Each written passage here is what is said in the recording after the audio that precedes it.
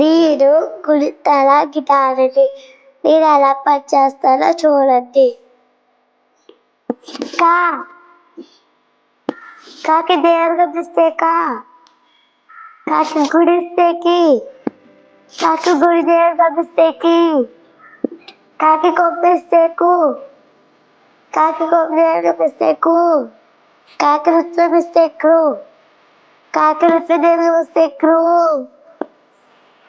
కాకి ఏత్వమిస్తే కే, కాకి ఏత్వ దీర్ఘమిస్తే కే, కాకి ఆయత్వమిస్తే కై, కాకి ఓత్వమిస్తే కో, కాకి ఓత్వ దీర్ఘమిస్తే కో, కాకి ఔత్వమిస్తే కౌ, కాకి సున్నా పడితే కం, కాకి విసర్గమిస్తే కహ.